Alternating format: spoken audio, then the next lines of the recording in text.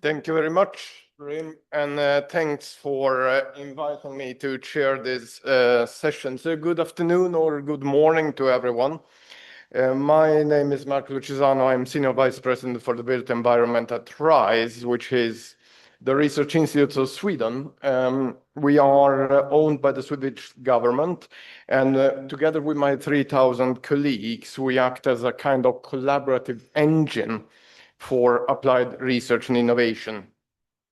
So to the theme of this session, we working at RISE try to occupy the space between the laboratory and the street and bridge together what we have heard in the first session and in the excellent introduction.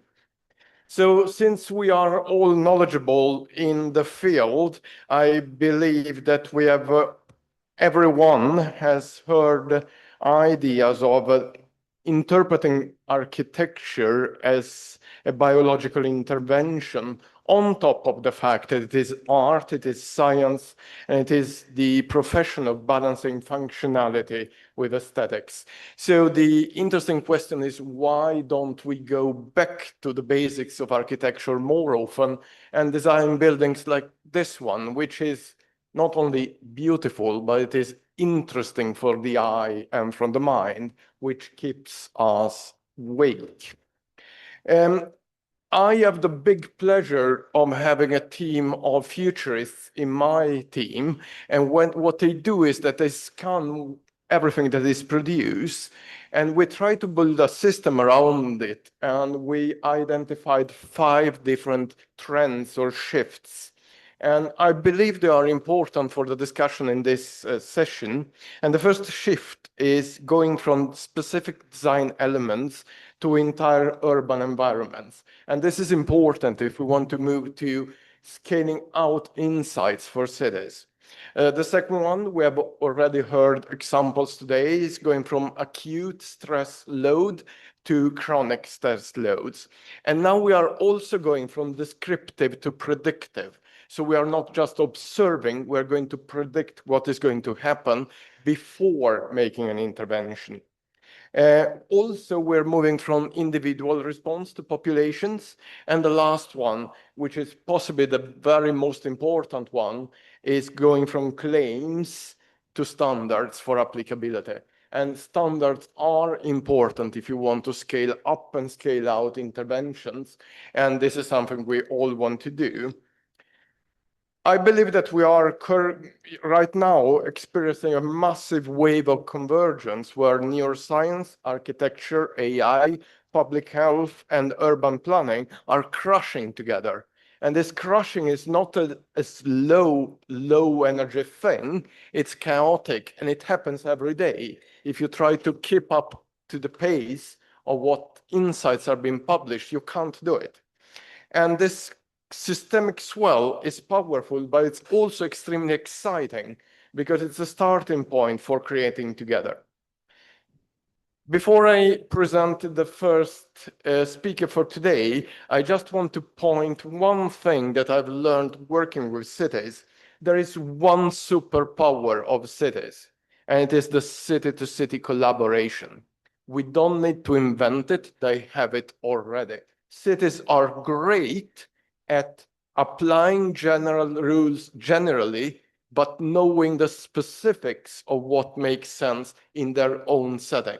And this superpower is extremely important. And if we use it from the beginning, then we can accelerate the application of interventions. So I'll close my presentation. And I'm very happy to have an excellent row of speakers and discussants. And the first one of our speakers is Upali Nanda from HKS. So Upali, the floor is yours. Nice to see you on the screen. Likewise. Can you hear me okay? Yes, perfect. Awesome. All right. So we will have 5 visual minutes to have this conversation. Let me know when my screen shows up. Yeah. So thank you so much for inviting me. It's been a fascinating morning. I really appreciate the perspective that's been laid out and the attention paid to cities. I'm a academic. I work in practice. I live in practice. I teach part-time at the University of Michigan. And it's really around this idea of how do we build for brains? What is the relationship between the built environment and the brain economy? We pay a lot of attention to what goes into our body. We pay a lot of attention to what we eat, the pharmaceuticals we take, the wearables that we put, but surprisingly, very little attention to what our body goes into.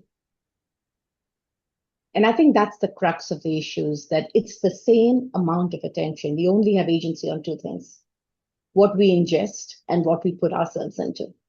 And that second one, we're not paying enough attention to. And that's the point that's been made so eloquently this morning. The evidence base on it has been growing. We know, for example, the relationship between air quality, depression, memory retention. We know the relationship between air quality and cardiovascular health. We know what car-dependent infrastructures do to social isolation or mobility. We know the impact of traffic on noise pollution. These are city-level urban planning decisions that have long-term consequences that lead directly to stroke and heart attack risks. The evidence base is not ambiguous on this. It happens within workplaces. You heard this earlier. But we know that simple things like privacy, clutter, air circulation, all of them have impacts. And again, the impact on mental fatigue, burnout, chronic stress, inflammation has all been documented. Where all of these pieces of evidence come together is in the policies under which cities are designed. We also know that the risk of developing the two most prevalent mental disorders is 71% lower in urban dwellers who have access to green spaces. So we're at this turning point where the lack of evidence is not necessarily the biggest concern. And the evidence is getting more nuanced. Now we have emerging research that makes a direct correlation between surroundings, buildings, streets, sensory cues, visual aesthetics, and human stress systems and neurological health. That's the field of neuroarchitecture, neuroaesthetics, neurospatial design that you hear about. So we're getting more nuanced in the evidence, but we are not making impact at scale. What's missing? What is the connection that we really need to invest on? If we accept that this level of evidence base exists at all scales, from interiors to building to street to urban scales, we know all the design elements, or at least a big chunk of them. We know the kind of impact it has, and we know the neurobiological cognitive outcomes. Then why is it that our cities still look the way they do? Why do we not see, and this is something we created for David Gau's work on Houston being now the prototype city, where we could have transit systems that promote access to housing, food, and mobility. We could have good environmental quality. We could have healthcare campuses that engage community. We could have infrastructure that allows access to living, learning, and social connection. It is in the realm of possibility if practice, policy, and research work together. What we don't have yet is a great way of understanding what is it about a city that I consistently look for. So metrics are important. We know what a vital for a heart looks like. We know what a vital sign for a good brain looks like. What is the vital sign of a city? How can we tell if the building is building us or draining us? This is some of the work that we're doing right now. We are creating a vital city index, which is in progress. We have a scholar from the Building Brains Coalition who's working on it. So watch out. It will be a publication that we are trying for the Nature Cities connection, but you can see how she's comparing different neighborhoods and saying, all right, what is the actual impact that we can now predict at a city level based on the evidence base that exists? This is when we rethink the built environment as a clear strategy for the brain economy. And it is not ambiguous. It's at very, very different scales. This is a simple patient room. What a difference it makes when you design it like this. I don't even have to state the evidence. I don't have to tell you what exactly we're doing, whether it's around contamination or whether it's around aesthetics. Both of them have an effect. It translates when we think about our workplaces. It translates when we think of the urban scale. And the evidence base of impact also exists. This is a neighborhood in San Diego where, after moving into a live-learn neighborhood, there was an 8.2% reduction in student-reported depression. That's a case study. It also showed reduction in energy use, water use, and construction waste. These are the kind of case examples we need. We have examples like that at the workplace scale. And I know my colleagues will speak about some of it. But the onus for us today is to take the evidence, change the policy, implement in practice, and show impact at scale. And that's the work that we're trying to do right now, which we are so excited to work with this collective. Our two resources we'll share is Around the Building Brains Coalition and a State of the Field report that is accessible, where you can see where the research around many, many different institutions on this intersection of neuroscience and architecture sits. And also a project that we're doing right now, where within practice, we are building into brain signals on why buildings make us feel a sense of awe, belonging, and creativity. So stay tuned for that. Join us in the coalition, and thank you for opening this invitation for this conversation. All right, Rim, how did I do for speed talking for 5 minutes? You were perfectly on time. So our applause is from Barcelona. And thanks for pointing out one of the key areas that you are illustrating, the fact that we have multiple effects of the interventions.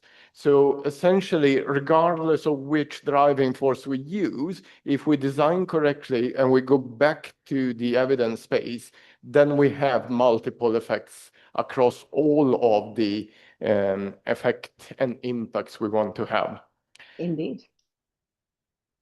So then we move over to the next speaker, who is Teresa Ribeiro, president and founder of the Portuguese Academy of Neuroarchitecture. And I believe you are online. Yes, and you are on our screen. So the floor is yours, Teresa. Very welcome. Thank you. Good afternoon to everyone. Some faces that I know, other ones that not. I just need to say that it's difficult to speak after Upali. Thank you. But thank you, Rim, for the opportunity, and Marco.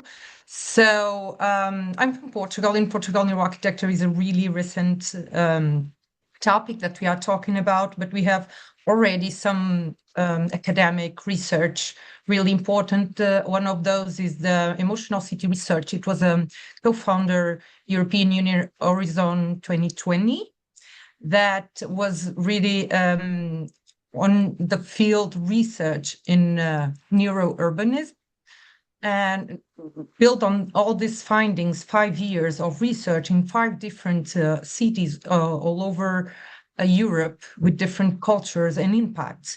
So we based our new protocols for the internal environment in some of the findings of this big research that was launched by the Lisbon University and with the Medical and Neuroscience University. So building on that, our research now is mainly in the field. We're out of lab with all these issues that can bring, but it's a lot of experimental also. And we have the outcomes very interesting. And as I'm also a developer and an architect, I bring today for you what are my daily findings and issues, and how we can bring all this neuroscience and this knowledge in the field and in the sector. So thank you, Pasquale, for bringing the NAB, European Bauhaus idea to the conversation. So I think we are in a very, very good momentum now in Europe. Besides of NAB, we have a new Horizon 2030 that 2 calls at least mention directly that they want to present evidence-based and science-based metrics for city policies. So this is a good and really important step on our policies in European Union. So what I bring today is that why matters measuring, why not just surveys, why we need the science and the quantitative data, because in the European policies, we need numbers, and that's why we translate this in economic impact. And for the standards, and for the reports, and for the European taxonomy, and GRASP, and SRS, CSRD, we need numbers. So we are developing a protocol that correlates qualitative data with quantitative data in order to settle some that could be a base point for a common human-centric metrics evaluation for the urban and interior architecture impact on humans. And with all the equipment that we know, the wearables that we know. So the first idea that I come today is integrate neuroscience into urban planning guidelines and building regulations, recognizing that neuroarchitecture is a strategic component of public health and urban policy. The second is the one that could be, I think we all are pushing up, and Upali just said that, develop an international brain positive indicators that measure not only environment performance as today, but the human outcomes, baseline of human-centered metrics that could align, not substitute the existing standards and certifications like BREEAM and LEED that mostly are measuring the environmental variables. And so the brain positive cities could require a new generation of this type of metrics. And I think this is what is missing now. And we all together could do it. And we have governance instruments, blended financing, multi-level cooperation, brain positive buildings and neighborhoods, public-private partnerships with developers, but having the baseline for the politics and the governance, and fixed indicators and dashboards. So through history, we built cities to defend kingdoms, later to power industry, and then accelerate mobility, most recently to reduce carbon footprint. But now, our generations, we want to build cities to protect the human brain and to flourishing. And so I think we need a common scientific foundation with all practical guidelines, comparable indicators, and public-private implementation models. So this is my contribution. Thank you so much for inviting me, and have a good afternoon. Thank you so much, Teresa. And you are I think I was pointing... not in the 5 minutes. Yes, you were also perfect. You are spot on time. I am a rather unusual Italian. I run a second ahead of everything. So, and both of you are approved in timing. But also you're pointing out one of the aspects that has been coming back today, this measurement, this metrics, this basis to develop evidence, and evidence that can be shared and applied.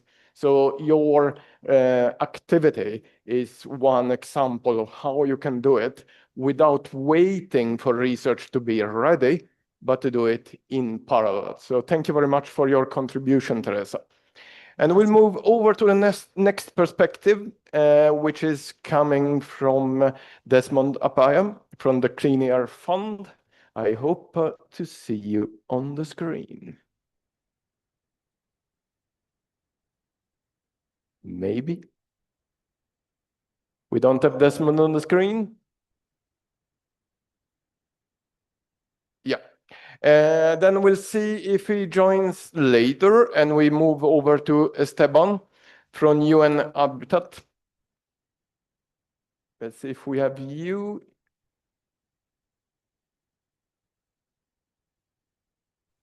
Hi, hello. We do see you on the screen. Very welcome. Good. Thanks. Can you hear me? Yes. Excellent. Well, first of all, many thanks for the invitation. I'm supposed to be there since my offices are in Sao Paulo, where you are sitting now. But for personal reasons, I did not manage to be there.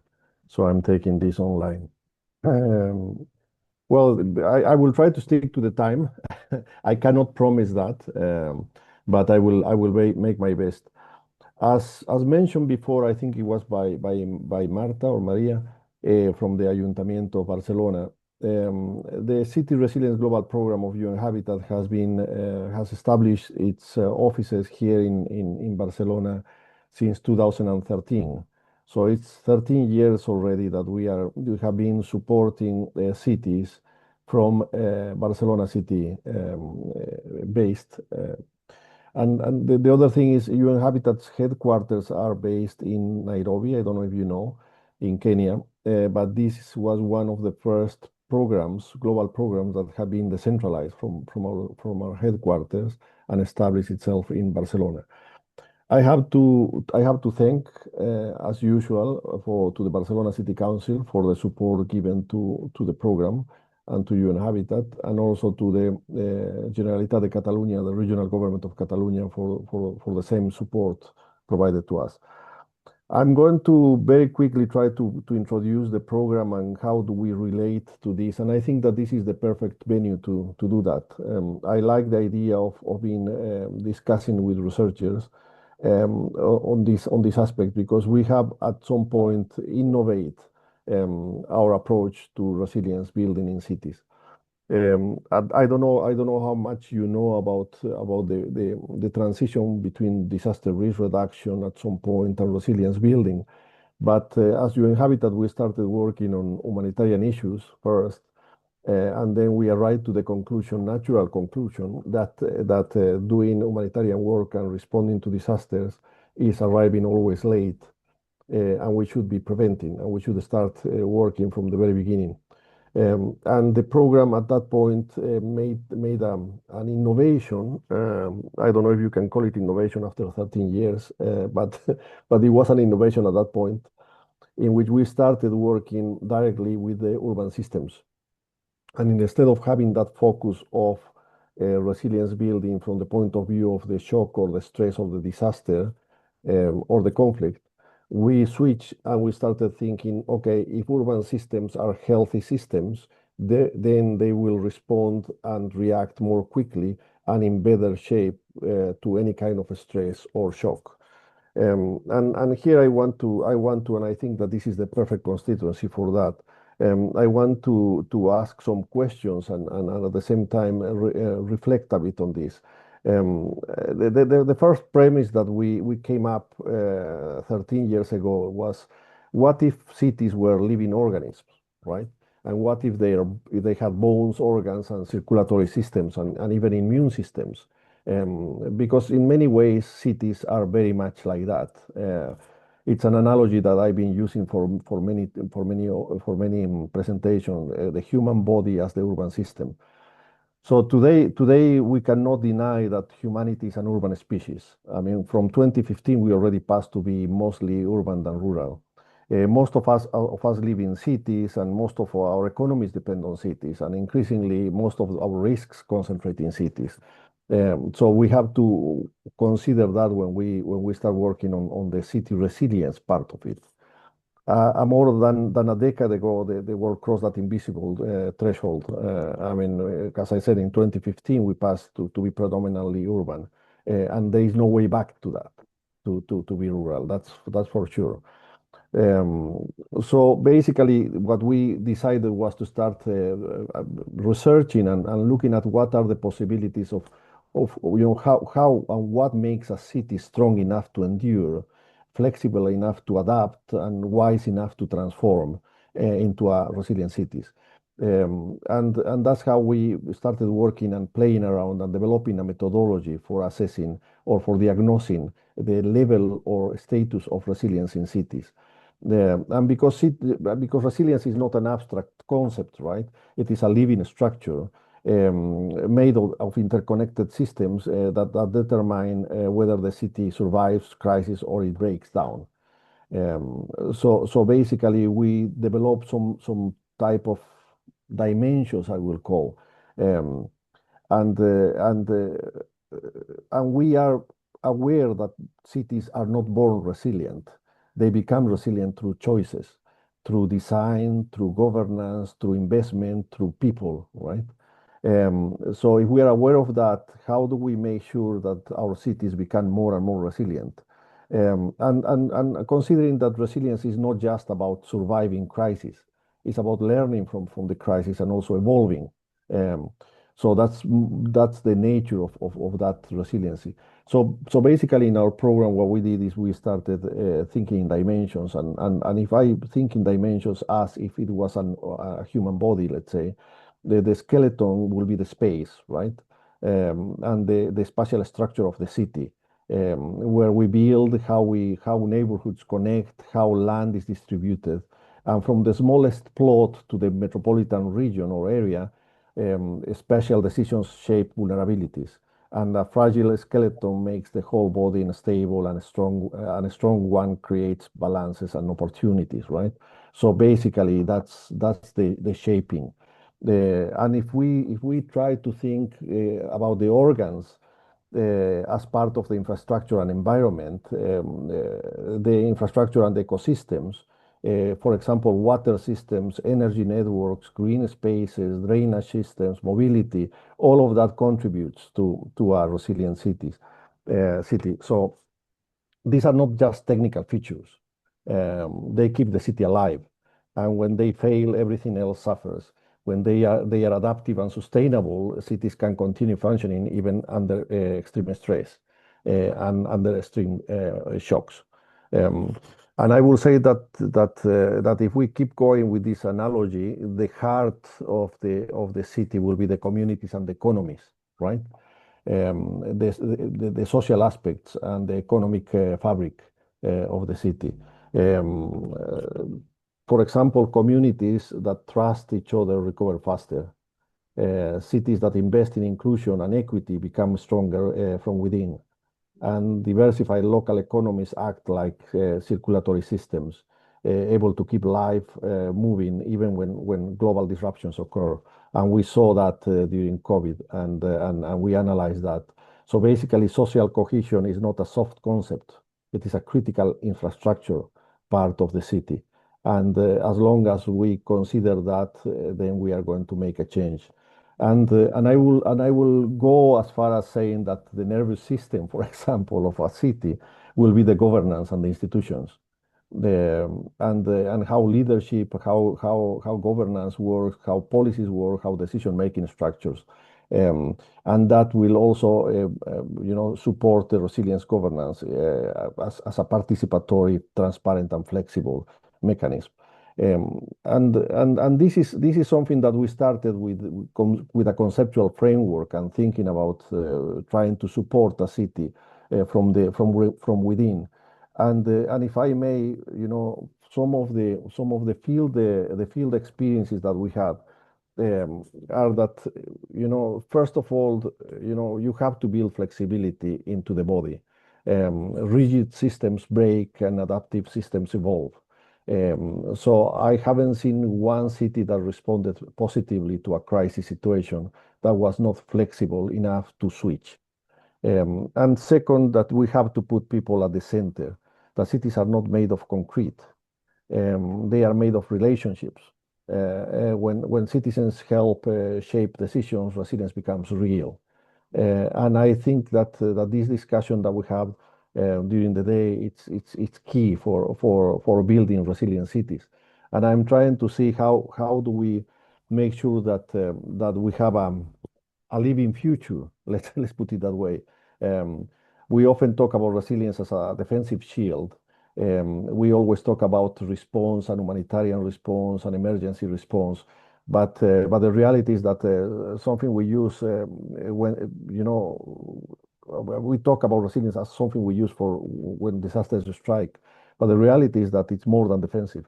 It's an approach in life, and in a healthy city, you will have a healthy response and a healthy recovery, and that's why the program has been switching and turning and touching and working on different aspects of a city system. And I must say, we implemented in different contexts. We started with Barcelona, as I said, but we implemented globally. And the reality is that cities can and have to, must adapt to the context and realities. And we have a changing environment. And if we don't adapt to it, we are not going to progress. And I think that if we do well, if we build our resilience and reduce our vulnerabilities, our urban future will not be simply surviving. It will be thriving. I want to thank you and close with this. And I hope that I managed to more or less transmit what is the soul and message of the program. And I invite you to ask questions if you want, and of course look at our website. I think that Matthias, my colleague, is sitting there with you, so he will also expand on other areas if need be. Thank you very much. Thank you very much, and it's a pity you couldn't be here, but we do understand. And I have been informed that Desmond is not online with us, but we have 5 experts that are going to discuss the insights provided by our speakers. And the first of our experts is online, or I saw you online earlier, and it's Hala El-Corazati from Perkins & Will. So what are your reflections? Hello, everyone. Good afternoon. Yes, I'm Hala El-Corazati. I represent Perkins & Will. We are a global architectural practice. We work all over the world. I have had the privilege to be with this firm for quite some time, but I've been with the international branch for about 15 years now. So the value of that is that it's been an eye-opening experience to be based out of the Middle East, Africa, Europe, and North America, and seeing all the perspectives that are coming out of each of these cultural contexts. I'm very appreciative of everything that's been discussed today. I mean, Teresa, Upali, and Esteban, thank you so much for your amazing talks. And I just want to mention that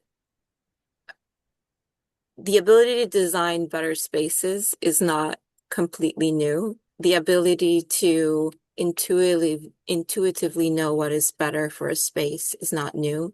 Upali showed some amazing research about just, you don't need to know the science behind it, you just need to experience what's behind it. And for the longest time, architecture has focused on the efficiency of a space, the ability to get it done quickly, fastly, and out to support the environment, but we have not focused enough on how to truly improve the quality of the space.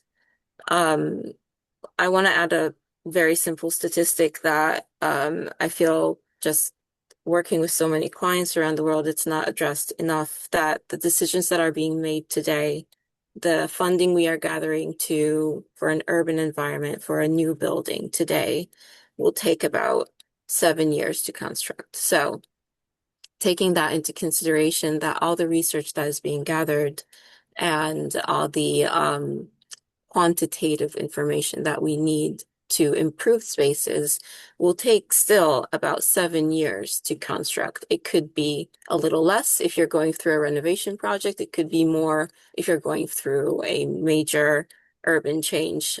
So my thoughts are that we need to keep focusing on gathering the information, changing policy quickly, and not focusing too much on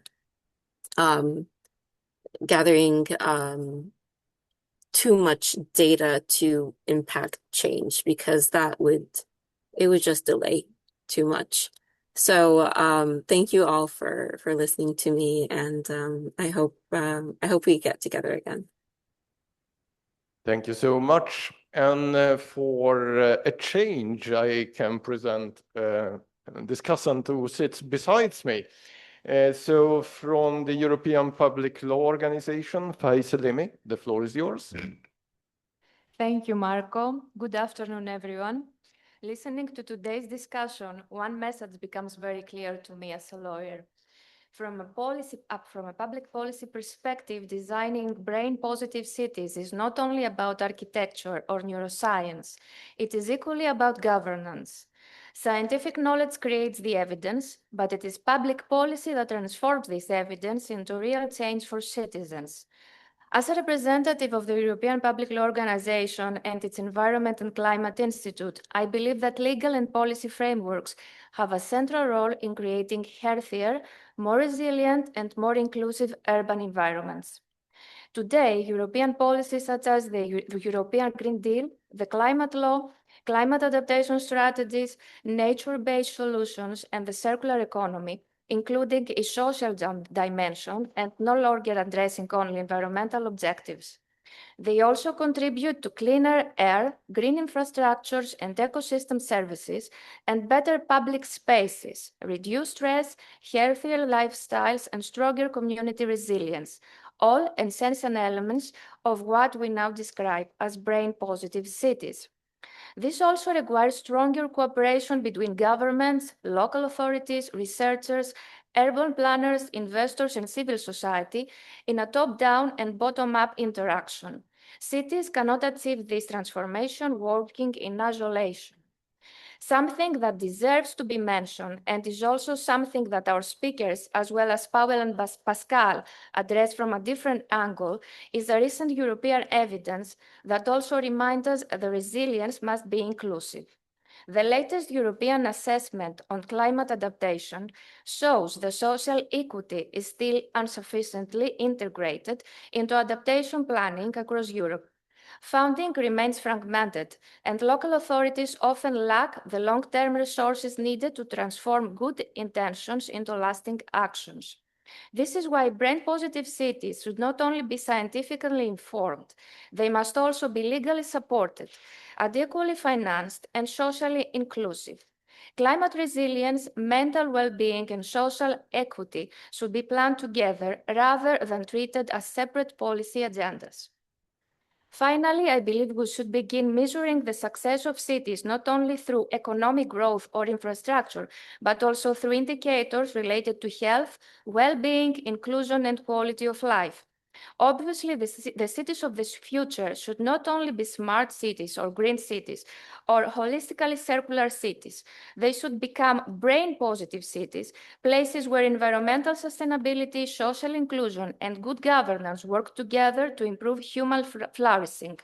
Good urban planning is not only good environmental policy, it is preventive health policy. That's all from my side. Thank you all. Thank you very much. And in this impressive line of insights, the next discussant is David Gao from the Center for Houston's Future. And you and your activities have been talked about many times today. So David, if you are available on the screen.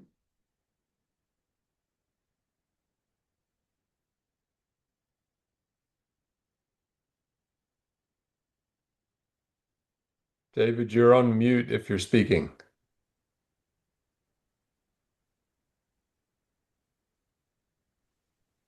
David, are you with us?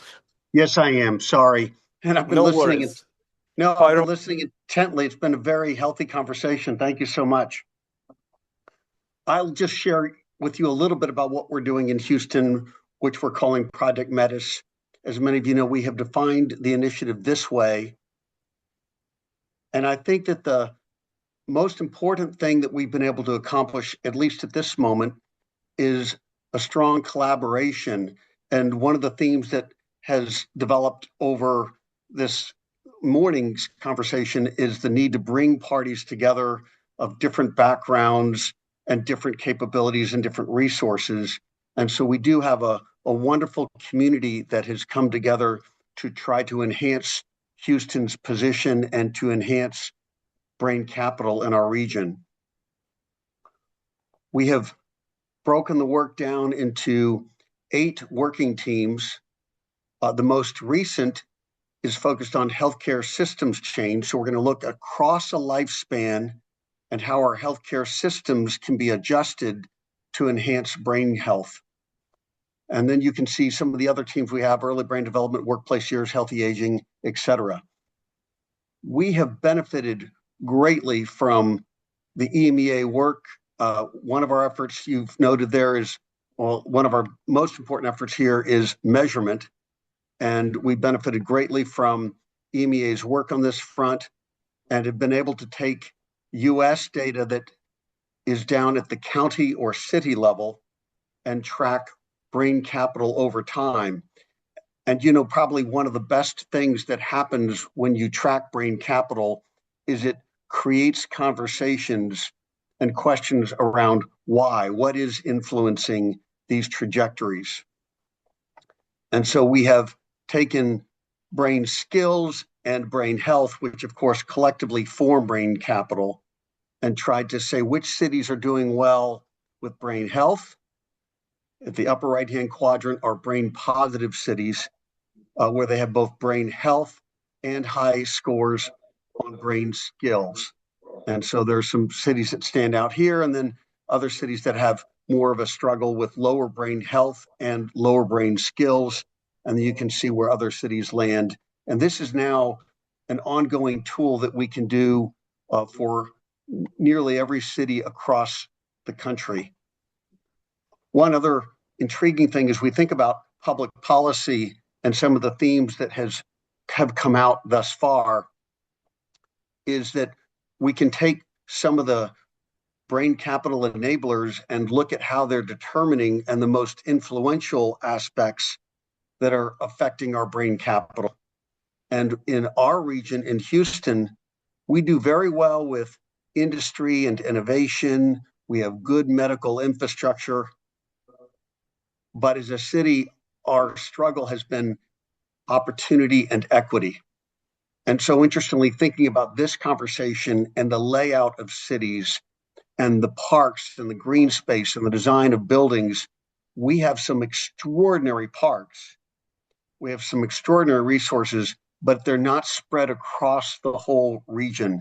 And so there's a disparity, there's a gap between really attractive areas and some areas that require investment. Much of our work has been focused on the workplace. This is sort of the nature of Houston. Most change happens through corporate and through industry. And so we've been undergoing a process of designing what are the best practices of interventions in the workplace, how do we implement them, track them, and then we would share them. And so we've been on this journey, and we're now at a place where I think we've got some really good understandings. Thanks to the help of many people on this call, we did have that extraordinary day with HKS working with Upali, and that has been very helpful in thinking about designing great workspaces. And so all of this has been coming together in a really great way. I think I might highlight that one of the sort of climaxes of our work to date was the extraordinary turnout that we had at the Texas Brain Economy Summit. We had great support from Accenture, who helped us put this on and is now wading into and getting more invested in a Vital Cities initiative, identifying how we can transform urban areas. And Accenture will be working with us on that front and working on an important initiative globally to take best practices from one marketplace to another. And so I'll stop there, but I really appreciate the time and the chance to share what we're doing in Houston. Thank you. Thank you very much. Let's see. Thank you very much, David. And in order to close this session, we have two perspectives from the Canadian Centre for Substance Use and Addiction. And I'll start with Elizabeth Allen. Hi there, thank you. This has been a very, very rich discussion, and I've really, really enjoyed all of the presentations so far. And they really resonate with what I wanted to talk a bit about this afternoon, I guess, where you are. And that is those themes that have been coming up about putting people at the center, the sense of belonging, the data, the numbers, and the building resilience. And so in the context of the substance use crisis that we're seeing here in Canada, there's definitely a serious impact at the individual level, but also within our communities and our cities. And so this is affecting individual brain health and large cities, but also our smaller communities across the country. And so that, substance use crisis has an intersectionality with so many other issues that are happening and playing out in our cities: mental health, housing and homelessness, public safety, the way we move through our cities, how our businesses operate, and commerce. And so we talk a little bit about, in this context, about feeling safe in our cities, that safety sense, the streetscapes, loneliness, lack of social cohesion and belonging, and just the general vibrancy of our communities and how it can be affected when our populations are struggling. And so just a couple of things I wanted to mention on the Canadian front, and then I'll pass it to my colleague. But the Canadian Centre on Substance Use and Addiction has a rich set of data that assesses the costs and harms of substance use and addictions. And the highest cost that comes out very strongly in that data set is that it is productivity, even before healthcare. And then the third biggest cost is to the justice system. And so we're using these data at the national and the regional level, and currently undertaking a project at the City of Ottawa, which is our nation's capital, to assess those costs and harms at the municipal level within the city. And so we're really using these data and working with the city to support them from moving from a responsive stance to a more resilient posture, while addressing these issues and gaining better insights into what's happening. So we are looking at a broader set of indicators when it comes to substance use and addiction, and when considering brain positive cities and how it has an impact on those cities. So from a policy perspective, in closing, I think as was mentioned, and as we strongly agree, cities are comprised of people first, and working together in a multidisciplinary way is crucial. And so in the substance use context, that's public health, law enforcement, housing, and designing programs that help prevent and treat the people with substance use disorders and addictions. And this includes access to green spaces, mental health promotion, labor force participation, access to safe housing, neighborhoods, and environments. I acknowledge as well that prevention is key, and ideally that's the best place to start. But in the meantime, we need to manage those substance use crisis in our towns and cities, and it's paramount to developing and sustaining those brain positive cities. So I'm going to turn it over to my colleague Chani, if that's okay, Mr. Chair, and she will talk a little bit about a specific program that we're rolling out across the country. Perfect. Yes, please, fire away, Chani. Perfect. Thank you so much. Hi, everyone. Thank you for the opportunity to be here. Like Elizabeth and many of you, I really enjoyed the conversation. I'm going to take a lot of this back into the work that we're going to be doing. So as Elizabeth had mentioned, we're leading work at the Canadian Centre on Substance Use and Addiction called the Small Cities Initiative. And this is work that we're doing with small communities across Canada to equip and empower them to respond to their local substance use challenges. So as part of this work, what we have been doing is trying to better understand what does a way forward look like for communities. And what we've heard is this need to understand what does local response look like. So we've developed two resources. Our first is a playbook for action, which essentially offers communities a list of interventions that they can draw from, that they could consider for implementation in their community that they could be adapting. And the beauty of this playbook is the breadth of interventions are included. So everything from prevention, thinking about upstream education, health promotion, to downstream, thinking about harm reduction, treatment, and recovery, but also recognizing that substance use itself does not exist in a vacuum, but in fact intersects with a number of other crises. So thinking about the role of communities themselves. So thinking about cultural and community supports, thinking about housing and employment, also thinking about community safety and enforcement. And so as we've been working on this initiative, it's also become very clear that the Small Cities Initiative is also creating opportunities to think more broadly around brain capital and taking a more community-driven approach to this. So we're actually now working with communities to think about what do brain capital skills or brain health and brain skills look like, and how could we be integrating this through the work that we're doing and leveraging with communities. So as part of this work, we've also developed a resource called an implementation guide. And so this essentially is a step-by-step process that offers communities an understanding of which interventions they could be considering for implementation in their communities. And as part of this work, communities are essentially tasked with doing a community needs assessment and defining what their communities are. So not only looking at those substance use health factors, but also the larger communities themselves. So thinking about education, housing, well-being, as well as social connections and the structure of the community. So thinking about those third spaces. So thinking about what those spaces look like and can be offered to support communities, to foster more resilient and well-being in communities themselves. And as part of this work as well, just really echoing what a lot of the things that we've heard is thinking about all the sectors that need to be invited and involved, and how can we continue to bolster existing efforts. So just like the conversations we've had here, there's no single organization or agency that's going to be able to hold or solve these solutions or create these single solutions.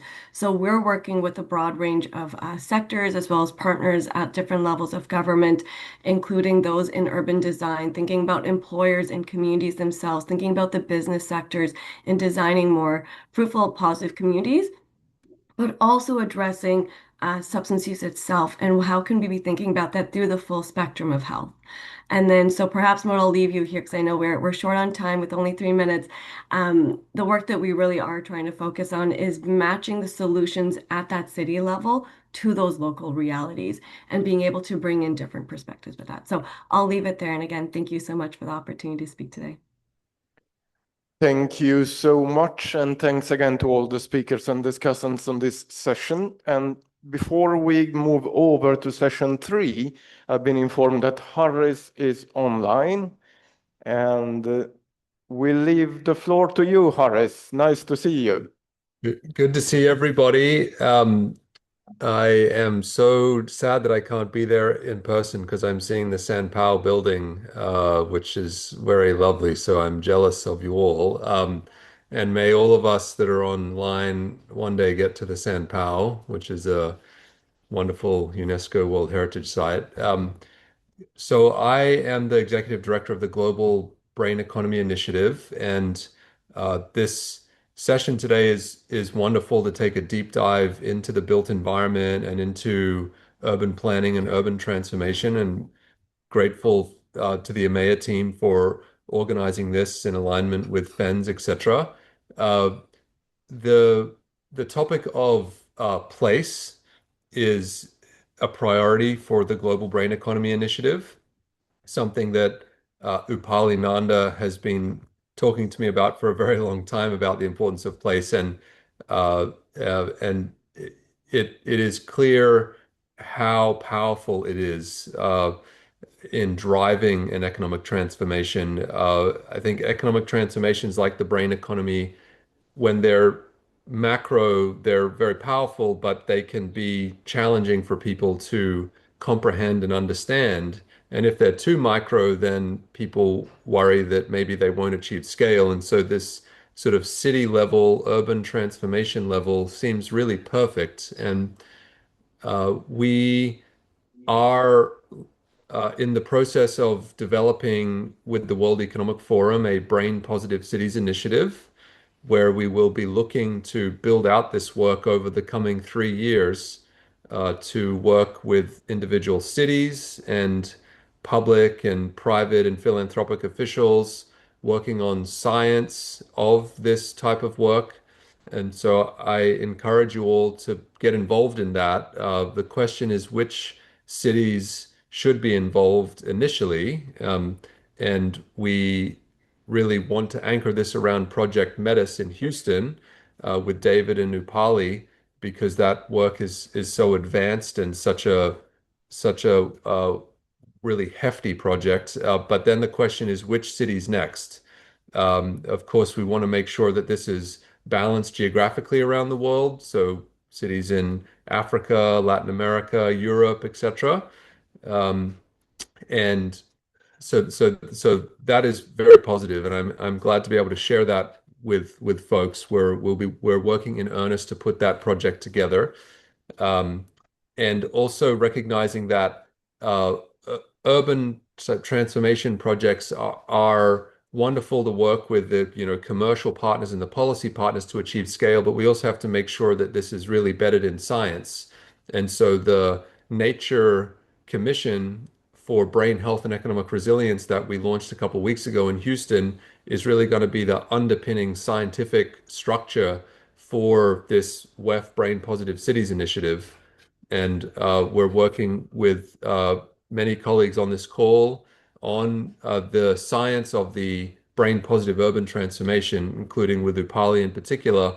And so we hopefully in the coming years will end up in the coming months even with this very robust scientific underpinning, but then putting on top of that the scale and implementation partnerships with private companies, public policy, civic leadership, nonprofit leadership to make a package. So again, thank you so much, and we're working really hard on this project to try to make sure that this major workshop that you're doing today is the first of many, and hopefully we can enroll, of course, Barcelona in this work. And I personally will be coming to Barcelona in person in late September and early October, and look forward to continuing this conversation in the context of Barcelona and Catalonia. So thank you all, and looking forward to more of the workshop today. Thank you very